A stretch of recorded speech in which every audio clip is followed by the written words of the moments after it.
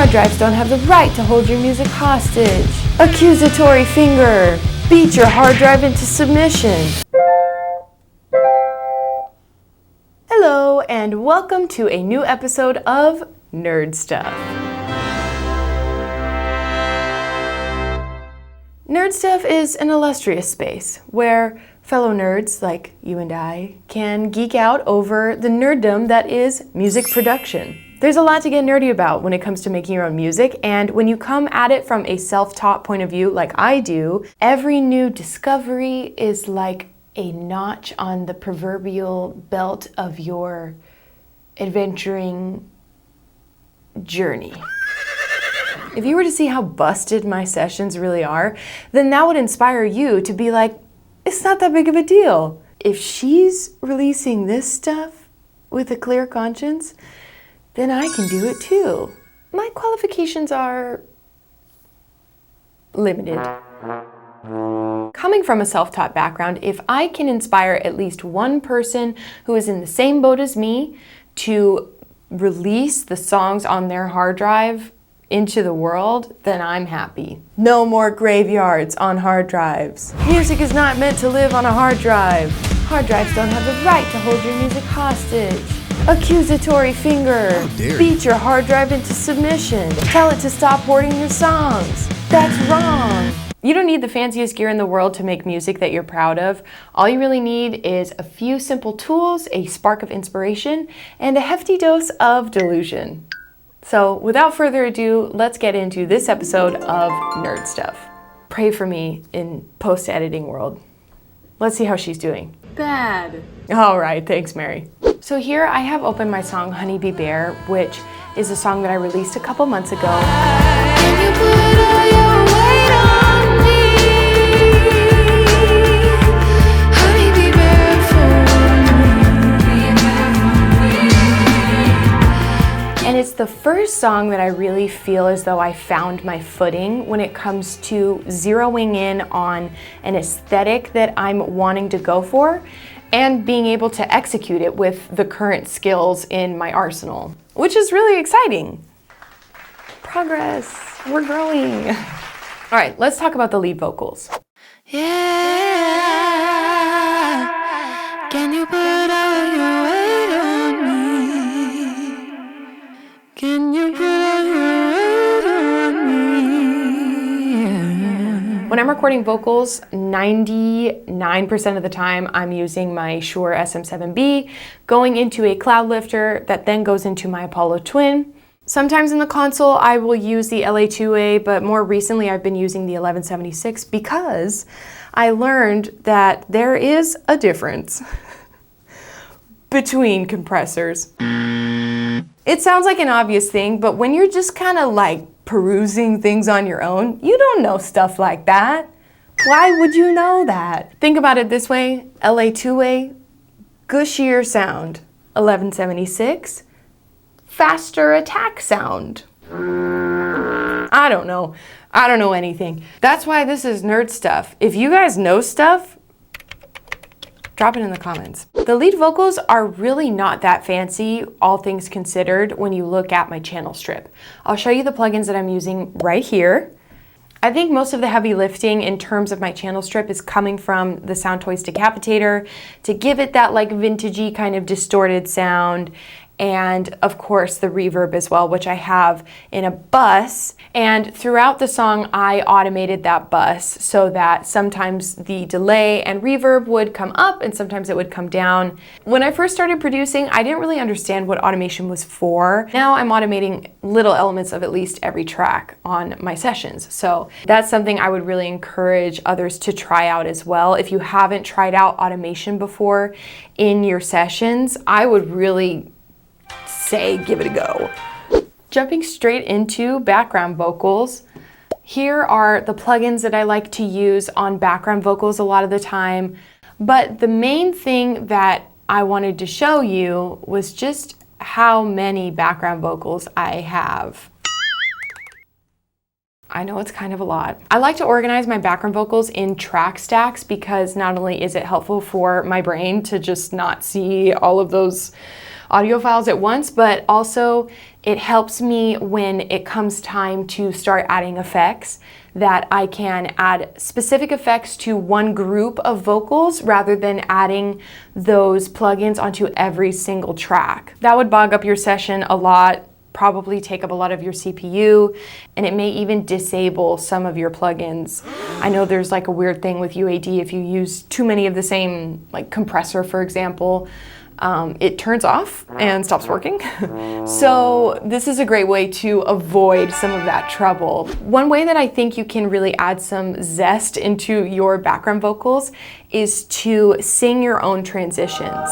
So in addition to making this music, I also make lo-fi music, and I feel like one of the main differences between the two, not only just aesthetically, but in their construction, is that in lo-fi music, you use a lot of transitions, literal, like that kind of stuff.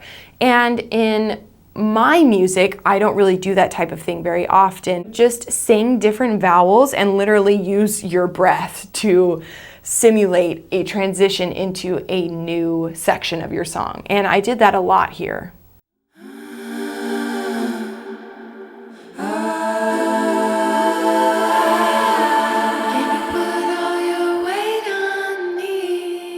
So there's an example of that. All right, next we have keys. There's nothing really special going on here in terms of the effects that I used, but I did have some fun layering all of my synths and keys at the very end. I'm using the Spitfire Audio Originals felt piano. I'm using the Logic stock Mellotron. I have some mini log, and I have my Nord Piano 5 doing some whirly sounds.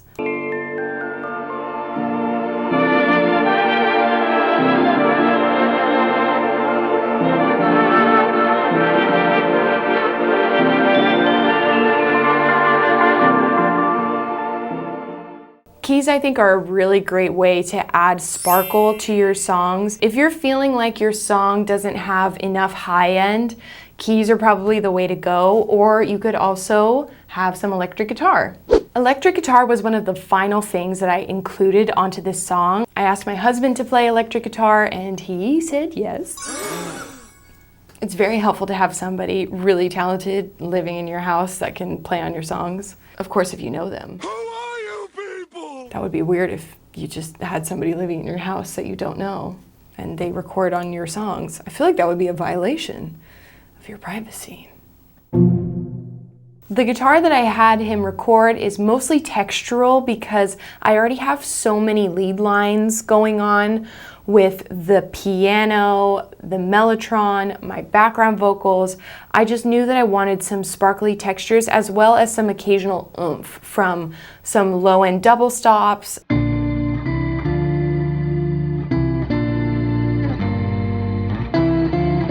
We've also got some acoustic guitar on here too that my friend Spencer recorded, and he recorded that 2 tracks so that I can make them stereo, which is something that I would not have thought to do. I probably would have just put micro shift on it to make it stereo, so this is your sign to collaborate with people who are smarter than you. Next we have bass. My friend Zach recorded bass, and he recorded a stereo signal. One side is dry and one side is wet. I'll show you what it sounds like blended and then what it sounds like just the dry signal.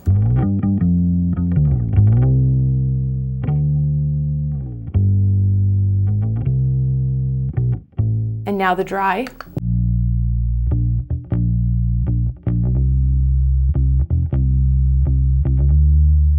The only thing is I feel like it needed a little extra oomph, and so I asked my husband to help me figure out a setting to use on Guitar Rig 6, which is a Native Instruments plugin, and we use that a lot when we're too lazy to go get my husband's board out of the car. It's a really handy tool to have for bass and for just regular electric guitar. Okay, the last thing is drums. This song actually came to be with a loop. And I used XLN Audio's Life app to create the loop for this song. When you record something on your phone, it goes into like their cloud thingy, and then it will show up in your session when you open up the plugin. And it will generate different types of loops. And that's how this song started.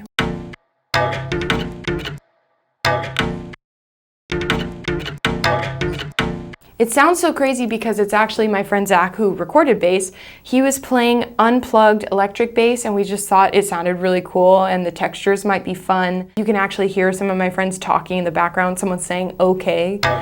And so that's how the song started. The rest of the drums are fairly simple. Listen, I'm a Splice gal. I'm not a drummer. I don't know what I'm doing. There are so many good loops out there on Splice. No shame in the Splice loop game. What I usually like to do when I do base a song off of a loop, I will doctor it up a little bit with some effects, and then I will also supplement the sound with something else. So it could either be a supplementary kick, which I did here, or with some organic instrumentation too, to just bring it more to life. My friend Spencer graciously recorded organic percussion on this song, and I feel like that's what really set this song over the edge, was when the organic percussion came into it. That is when I realized I had a song that I was really liking and it felt really special to me. More often than not, when I'm working on my songs, I feel like a straight up goblin in a cave, just like, you know? And this song in particular is really special to me because I did so much collaboration with others. And I think that if you take anything away from this video, the main thing that I would encourage you with is to just collaborate with your friends. They will always give you something that you never thought to do. And I think that that's really special and worthwhile. When I was ready to finish up this song, I used Ozone to master it. I wish that I could afford to get my songs professionally mixed and mastered, but your girl's on a budget. So I mix my songs and I usually just master them with Ozone. These settings are what really I feel like gave me that vintage vibe at the very end, and it's due to the vintage EQ and the vintage limiter. And then at the very end I added the maximizer just so that I could boost the volume a little bit and just pray to God that it didn't peak and sound like trash. And that is how Honeybee Bear came to be.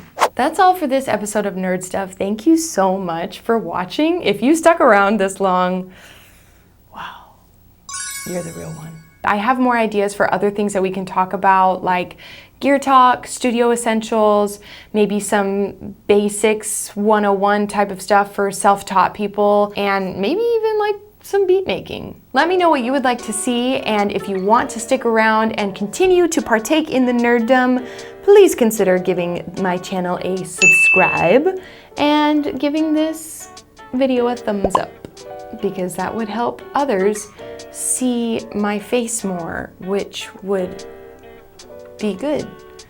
Maybe not for them, but good for me.